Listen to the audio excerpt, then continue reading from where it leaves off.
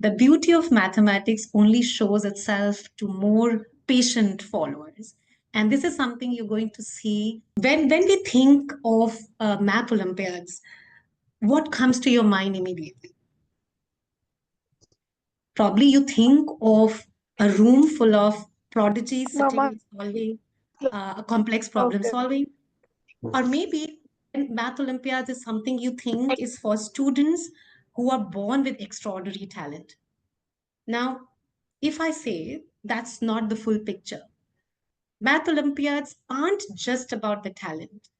It is about creative thinking, discipline, and early preparation. Now, students in the younger grades, it is never too early to start building on these skills. In fact, if you are not yet ready for high level Olympiads, there are plenty of fun and friendlier competitions and accelerator programs which make math very exciting and accessible. In fact, it is a perfect opportunity to build problem solving skills in a very supportive, engaging manner, and which lays a foundation for many years and for success in future years. So, today in this panel discussion, we are going to demystify some of the math Olympiads, like American math competitions and international math Olympiads, and see how the kind of problems we will also showcase, not just show you what to think, but also how to think. We are also going to compare, by taking a few problems between school math and the problems in Olympiad math, the ones which you see in Olympiad math. And there you would be able to see that if a school math is like learning ABC alphabets, the Olympiad math is like making sentences and paragraphs. Today, amongst us, we have an amazing panel, and we're lucky to have such an amazing panel, I would say, comprising of our mentors, past competitors, and Olympiad experts who are going to share their strategies and stories that can give you a real edge. We're also going to tackle the biggest myth that you have to be a genius to excel in these Olympiads. What actually you require to succeed in these Olympiads is curiosity, creative thinking, persistence, and right guidance. And we are all going to talk about this and see how we can start preparing it for from early years. And if you're here to explore the new academic frontiers, or also looking at your university admission as high school student and what it entails to to prepare yourself by opportunities to with this kind of training, so stay with us and be curious and ask questions in the last. We have taken some questions from the webinar, but we will also take some questions in the last, but we'll try our best to take a deep dive into the Olympiad session today. Olympiad, what are international math Olympiads?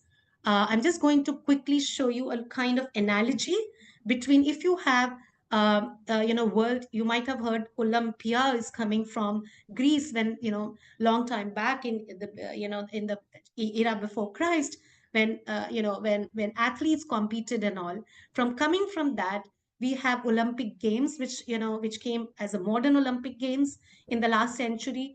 And before that, we also have at the same time about more than 70 years old, the concept of international math Olympiads came, which is like world championship of mathematics for high school students. And when 100 plus countries battle over 2 intense days with 6 bending problems, you can start with friendlier competitions, but later on with multiple choice, and then how it comes to long extended problems sitting over 2 days and solving. And each country sends its best 6 students through elite national competitions. In India, that is also, we call it IOQM qualifying round, to the regional round, to the camp selections, and the final one. And in America, for example, they are called AMCs and AIME. And every country has their own process of finding the best of their talent, who can solve challenging puzzles. And this is like your Olympics, like you have how to find best in the world and the medals and recognition, but spirit of excellence and unity and cultural exchange to build a long and proud history. This year in 2024, India, we got four gold medals and one silver also. And our team for Math Olympiads did us very big proud, really made us proud as a country. Now, what topics do So this is little bit background many times when parents ask what are international math Olympiads. So it's a way of sending your own team from different countries and showing your math, excellence and competence. Now, what kind of topics which happen in International Math Olympiads? While we have the biggest one sitting over 2 days, but we can start with the topics like number theory, combinatorics, advanced algebra, two-dimensional geometry, three-dimensional geometry, and logical reasoning. Now, this is a work without calculator, which is pre-calculus work, which can start some of all these concepts can be taught from grade 5, 6, and then build a bank of diverse math skills and complexity as you go in the higher stages. Now, I'm going to have Ankush take the lead. And so this was a little bit about Olympiads, International Math Olympiads.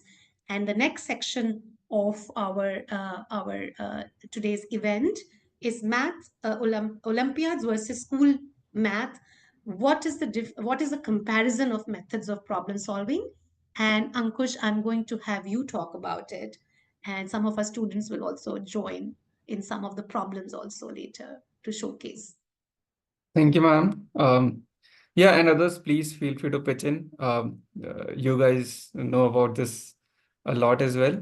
And this comes from my own experience as appearing for Olympiads as a student during old times, and also been teaching about Olympiad math and school math uh, for quite a few years now. And this is something I have seen many students and their parents, they have this doubt that how is Olympiad math different than school math, and should we do it, should we not? This kind of comparison helps them clear out, makes the decision making easier. School math, it's very important. It's methodical. It's sort of standardized. I mean, all the problems that you see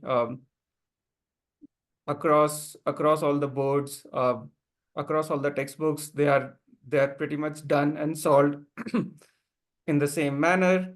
Many a times, especially in math, many a times it's based on a direct application of a formula.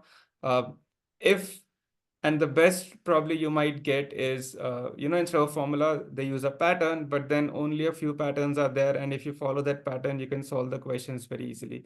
So it's pretty definitive. It's a pretty predictive approach, I would say. Whereas in Olympiad math, I mean, all of that pretty much goes away, and you can see what kind of focus and approach Olympiad math helps you build. We need very good logical reasoning to perform decently or to practice well for Olympiad kind of math. We will mostly rely on our intuition rather than formulas or the definitive patterns that we have learned. So yeah, sorry, ma'am. I think yeah. Uh, Thank you. Yeah, so yeah, most of the times we'll rely on our intuition. The solutions, they will rarely fall into a pattern. Most of them will just be creative. Most of them will probably strike you in that sort of a manner. And in some cases, it might involve some very innovative strategies. Uh, and again, I think we have a couple of sample questions coming up, and you will see how different Olympiad math questions are than the school math. This was based on focus and approach. Yeah, can we go to the next slide? Yeah. Now, in terms of difficulty and scope, this is again something that's always there in every student's mind. School math, yeah, I mean, comparing it with the Olympiad math, school math is relatively easier, and much of it goes to the reason that they are pretty much standardized and they follow a definitive pattern. That's why it's easier. It's accessible. I mean, you can find a lot of material online. A lot of people have done it in the past. So it's pretty accessible, and all of them follow a syllabus. Syllabus as in a set of formulas or a set of theorems that your school math takes you through in the entire course. And when it comes to Olympiad math, you will find definitely the problems are challenging. In fact, if you appear for something like AMC, you will see that question 1, it's very easy. Question 25, it's lot hard. I mean, it's okay to skip question 25, it's that hard. These are competition level problems. These are not there to assess your grade. These are there to find out who among who in the world is like the best in the math. So these are hard, challenging problems. As I said, hard doesn't mean you can't do it. It just means it requires a different kind of thinking, a different kind of reasoning, and quite often it won't be that a question comes from a single topic. A question can have multiple topics embedded in the problem statement.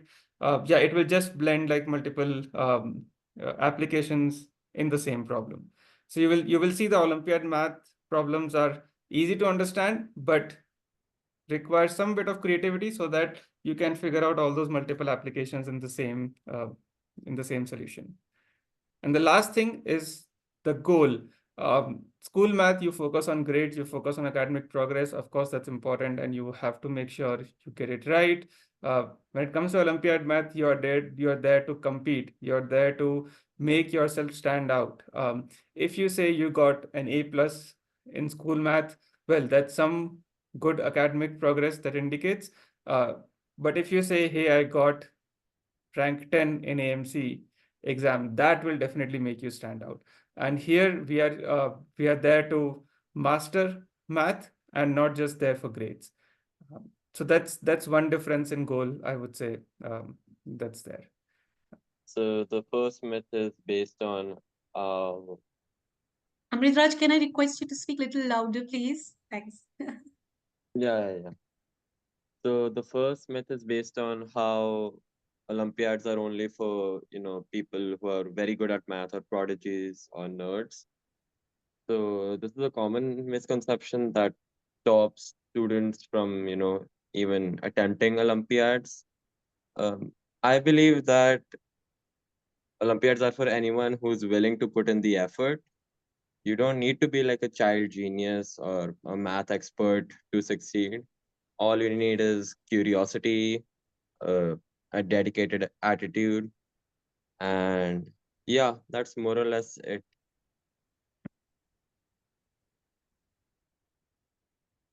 Yeah, the second myth is that math Olympiads are boring. They often get a rep in school where kids will be like, these math Olympiads, you do them, they seem really boring. You just sit and you solve math questions all the time.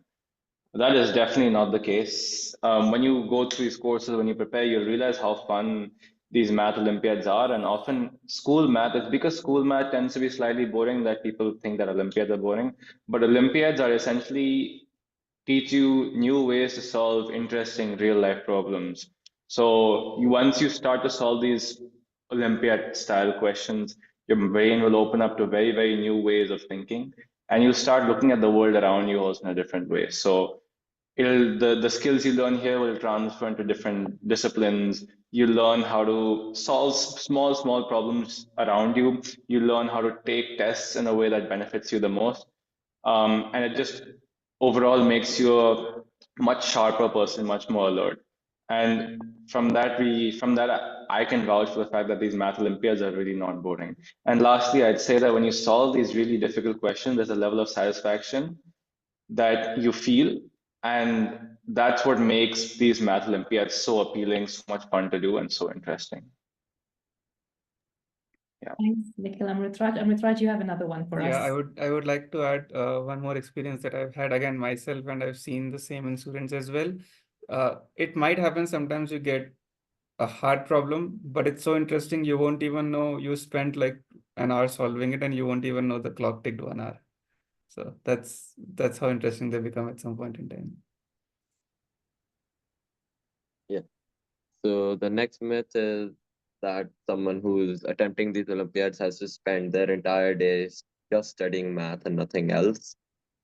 So again, that is totally, uh, it's completely incorrect.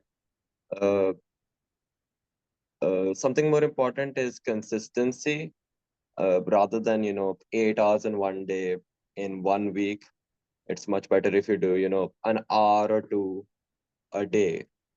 That keeps you engaged with math over the week, and it makes sure that the concepts you're learning, they're they're strengthened in your mind. Also quality over quantity. So instead of, studying the whole day, if you just, take out 1 or 2 quality study sessions, then that is something that can help you prepare much better. And basically, you have to take out time to, like, for example, you need to study for 200 hours to crack a certain Olympiad. You basically need to divide that in, suppose, the 3-4 months that you have to study. Instead of just doing that in the last month, you can divide it into 1 or 2 hours a day, and that is much easier and much more effective.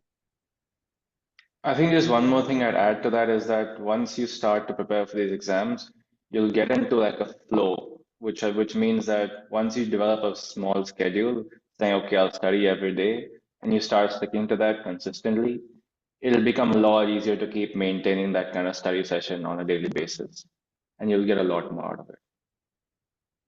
Yeah. And also, one more point,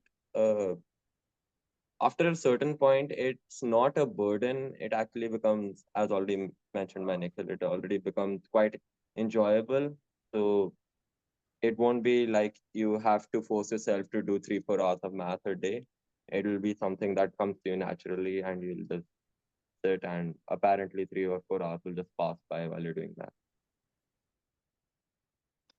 The last myth I guess we want to bust is that it's only for future mathematicians. So people who want to become pure mathematicians in their life, or people who want to go and study math in university, like pure mathematics. And that's not the case because, as I previously mentioned, the skills that you get here are very foundational in terms of problem solving and applying the problems you have in real life situations.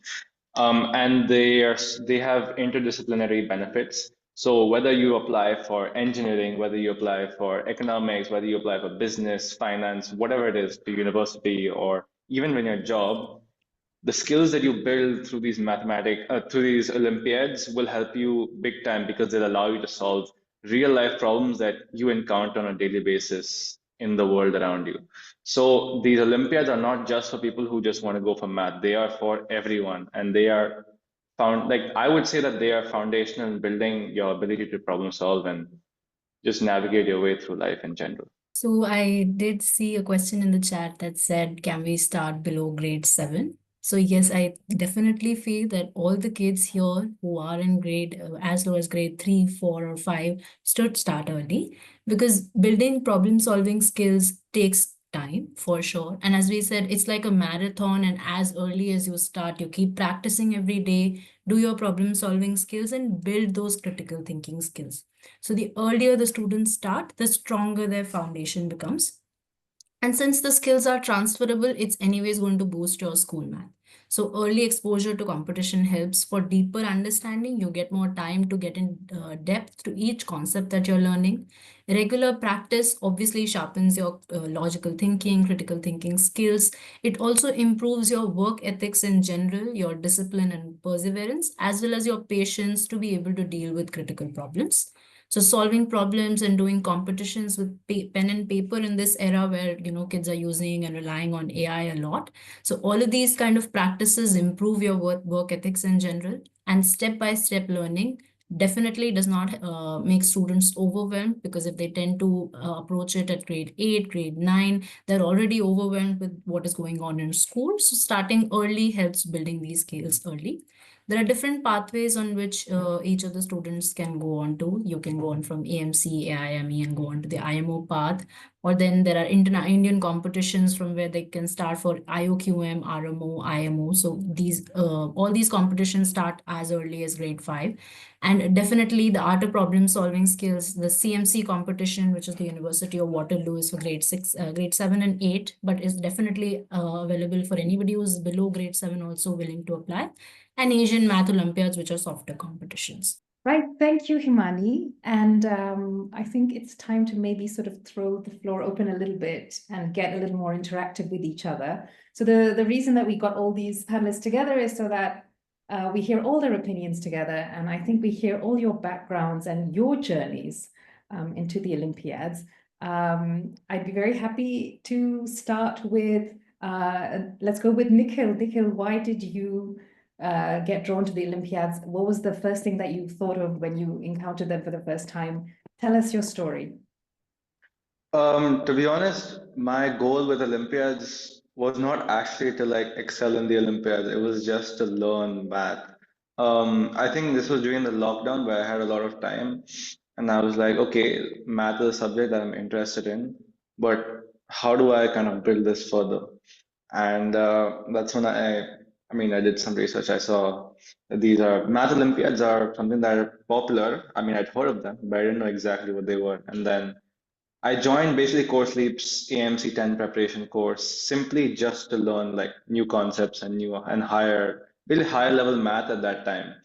And the idea was never to get a distinction in AMC or whatever it may be achievement. It was just to learn. And over time, I started to enjoy it a lot more. I started to um, enjoyed taking tests, monitoring, and like taking tests, giving these exams. And then once that kind of I developed that kind of passion or interest, then I started to focus on, okay, now let me consciously try and do well on these Olympiads. But at the start, it was never about really getting a distinction or getting something to And how really achievement. when you started them, by the way, I just want to know how you did, like how did you fare in the competitions, right? Yeah. Good at So it. AMC, if I remember correctly, is out of 150. My first AMC 10 exam, I got 60. So I did really bad. In the first class, I was definitely probably I was the worst at math in that class.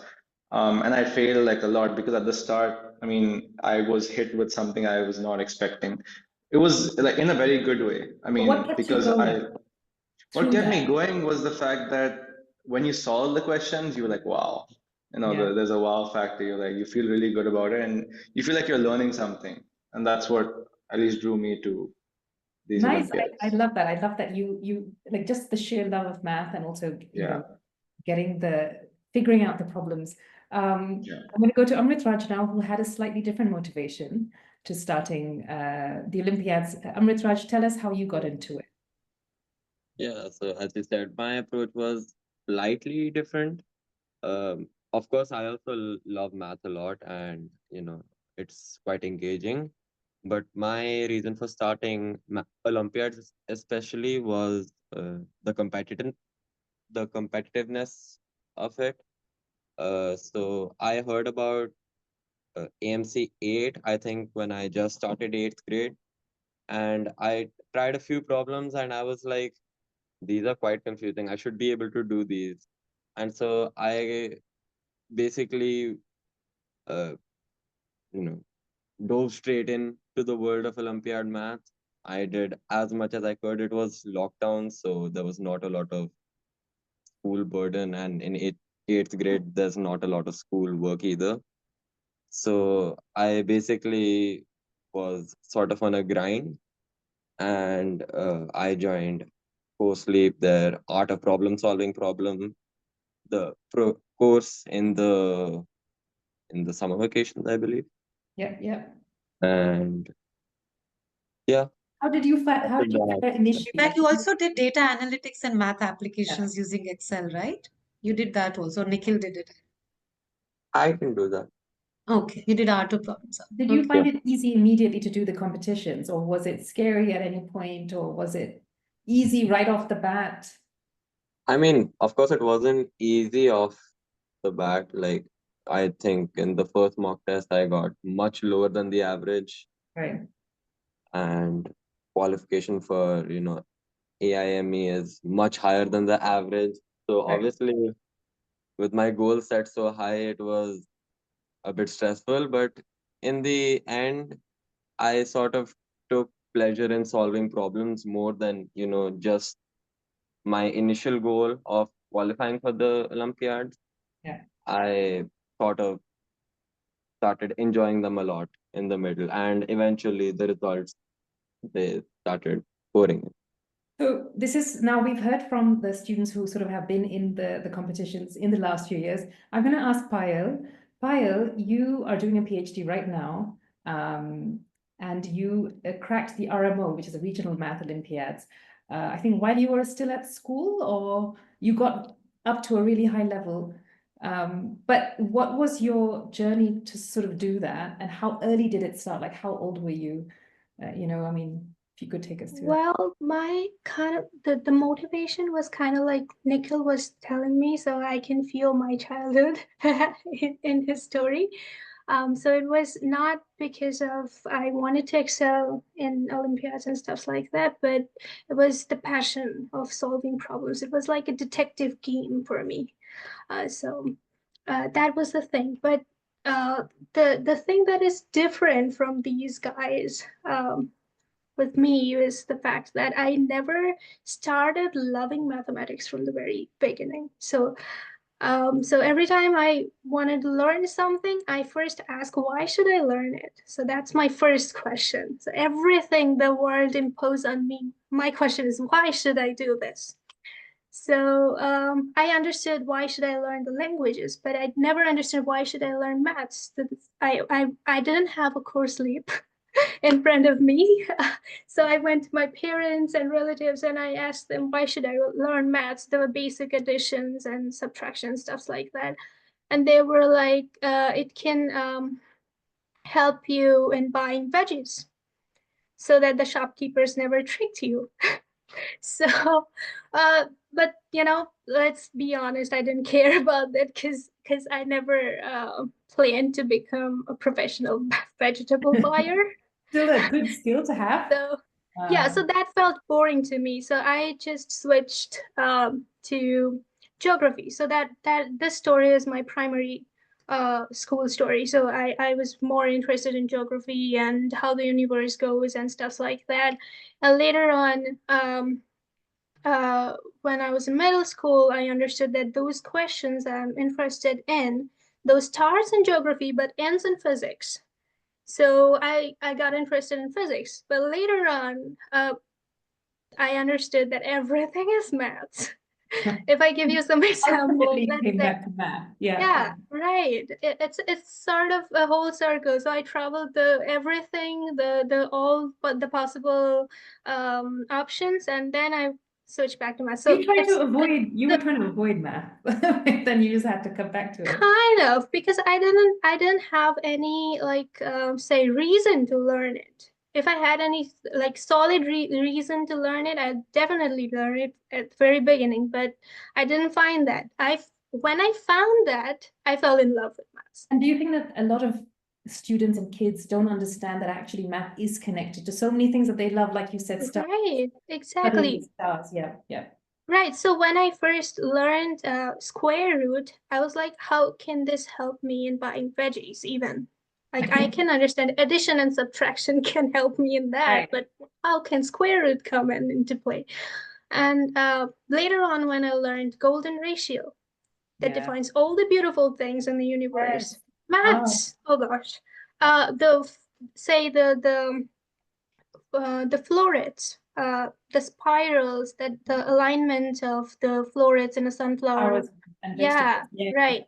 So that follows Fibonacci sequence. Would you say photography and filmmaking? I mean, it takes a lot of because right, exactly. Yeah. Even if you look at a flower, the blooming rate, how every petal goes out, that rate can also be defined by math. So everywhere. It's everywhere. So that's how my journey is kind of backwards. I love that. Thank you so much, Payal. I'm going to ask Ankush as well. So Ankush is in cybersecurity now. Ankush, tell us about your journey. Yeah, mine is dates long back. To be honest, when I was in my grade 11, that's the first time I heard about Olympiad. And I mean, Olympics sound the same, and I thought like it's not for me. I was not gonna appear for the exam at all. And then one of my friends said, "Hey, what are you gonna do instead? It's just 3 hours. Let's go. Let's just attempt the exam, even if you don't know anything about it." So I went there, performed horribly in all of physics, chemistry, math, all three of them. But the next year, I prepared myself, I trained myself. Yeah, unfortunately, I didn't have anything like course sleep at that time, so I had to do everything on my own. But yeah, the next year I could qualify for 2 of those 3 Olympiads, and that's the thing. I was also preparing JEE for that time. I think someone asked in the chat, how do you manage it? Like, can students manage it with their ongoing schoolwork? Of course you can, but only if you want to, and only if you like it. And math is not something that it's just about addition and subtractions. It's a lot more fun. It's a lot more enjoyment, but you have to do it the right way. And to be honest, that's one of the questions that you should ask. Everyone should ask uh, for themselves or for their kids. If not math, then what else? What else are you gonna uh, spend those 200 hours with your kid or with yourself? And if it's worth it, do it.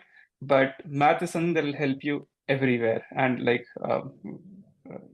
all of us have found applications of math. Even I have found it in my cybersecurity applications as well. I have been in touch with math, so for me it comes pretty intuitively. Rest of my team members, yeah, they have to. It's again a teaching session for me at the office as well. But yeah, it's. I mean, I thank my friend. I am grateful to him. He said, if not this, what are you gonna do for those 3 hours? And I'm like, let's go, let's attempt the exam. I don't have anything better. So that's a good takeaway. that's- If not this, yeah. if not the Olympiads, then what? You might as well push Yeah. it. This is, thank you so much, everyone. I'm going to now just show you an example of one fantastic lady, Mariam Mirzakhani, who was a field prize winner. And if you don't know, the field prize is the most prestigious prize you can win in mathematics. It's like the Nobel Prize, but for math, it's even harder to get probably. She was an Iranian mathematician, the first woman to win the field medal so far, the only woman. And she was actually really bad at math in middle school, and she didn't like it.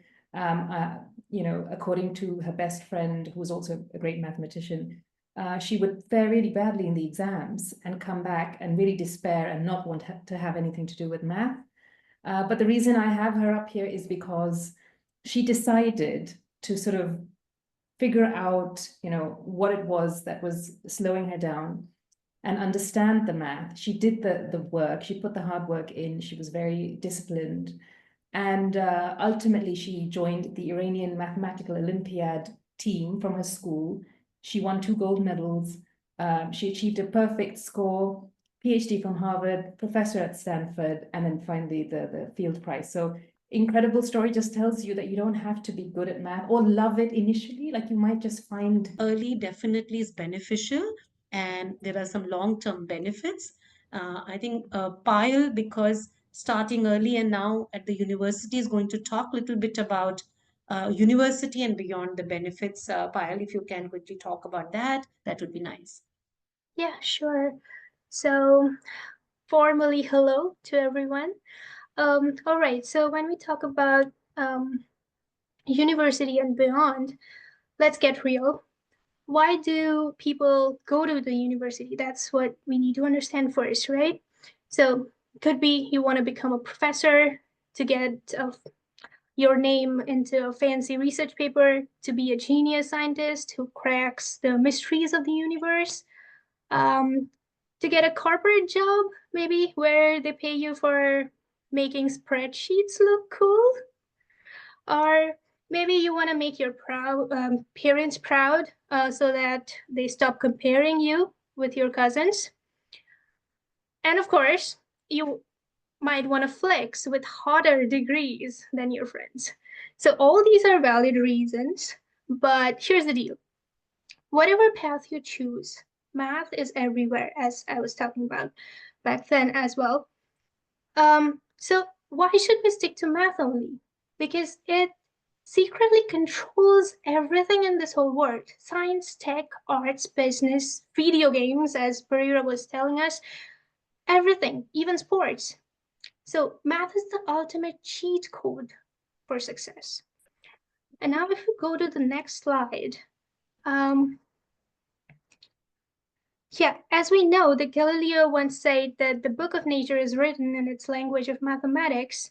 And guess what?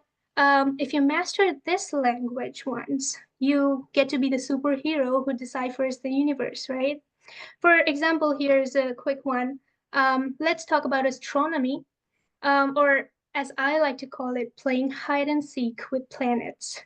Imagine you're assigned a staring at the night sky, and all of a sudden a star dims a little bit. Super sus, right? Turns out an unknown planet might be passing in front of you.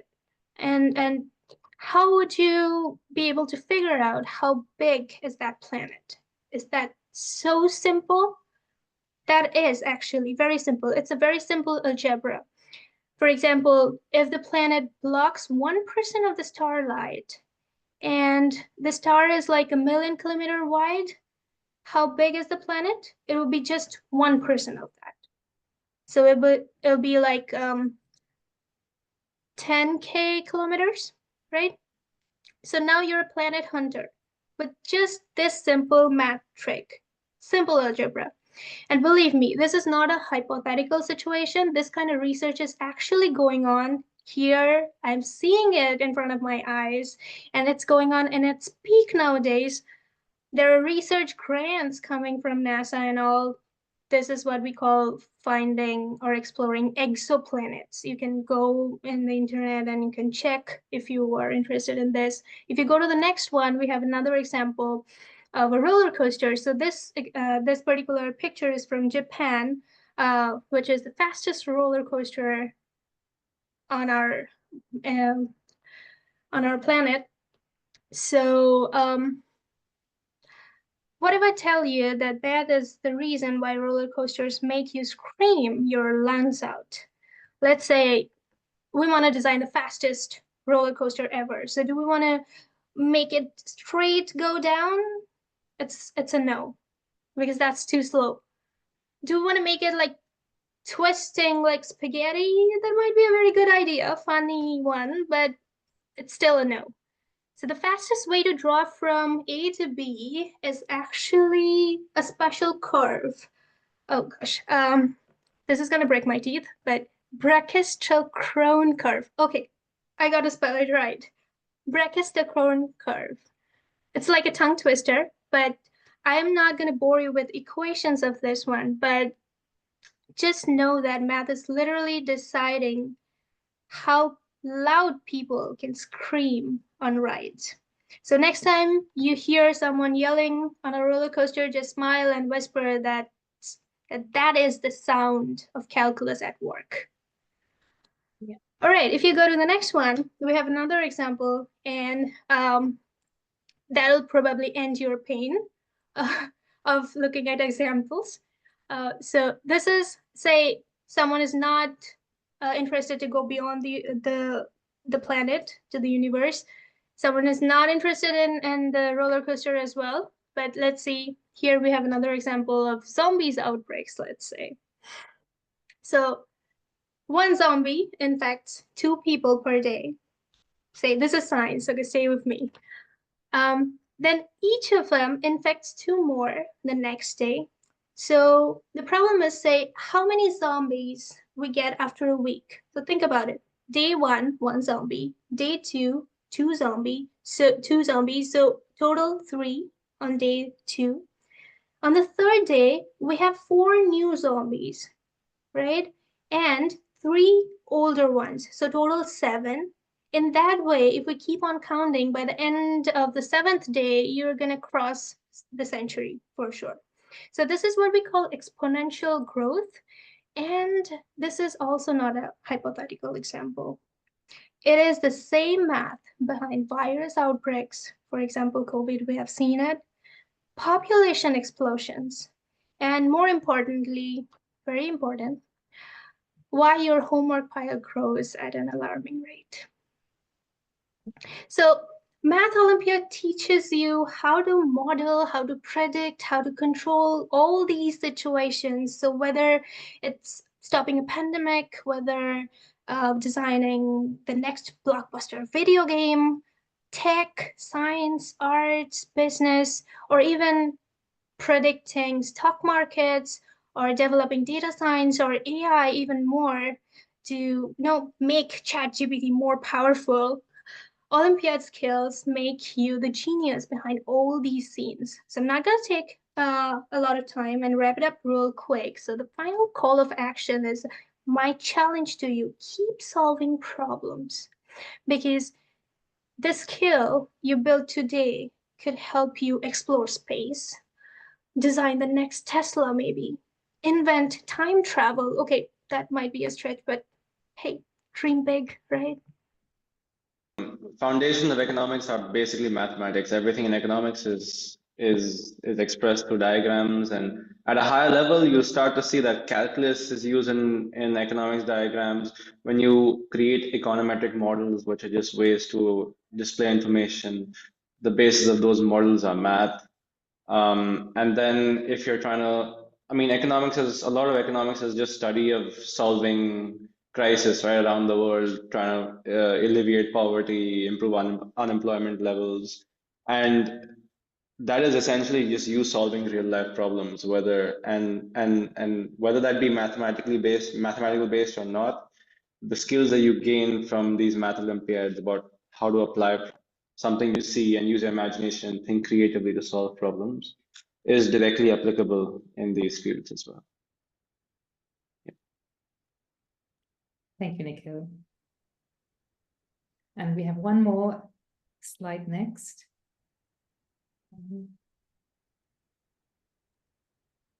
Mrs. Tingle, sorry. Yeah, we have Barira. I think Amritraj wanted to stay. Oh, right, yes. Yeah, so this is me speaking from personal experience. So Olympiad prep not only helps in, successfully winning awards for Olympiads, but it also helps in other academic endeavors. For example, I gave the SAT, I got 1540, and for me, math was not something I really had to focus on because a lot of the concepts were, cakewalk for me since I had covered such complex concepts for Olympiad math. And also for the application of university summer programs. So that's an essential part of college applications. So a lot of the math summer programs like SUMAC and Promise, they have applications where you're supposed to solve almost college level problems, which involve, some basics of calculus and all, and very advanced Olympiad math. So, I mean, this is something I didn't realize when I was starting, but eventually I'm thankful that I did Olympiad math prep. So yeah, and not only that, it also helps build a mindset for tackling any problems apart from just university applications and tests. Any competition or any for example robotics competition I'm participating in. So suppose making a component, so breaking one component down into smaller parts and then making those parts. So a lot of the skills that like patience and breaking big problems into smaller problems, all of that you learn from Olympiads, and that can be applied really anywhere in your life.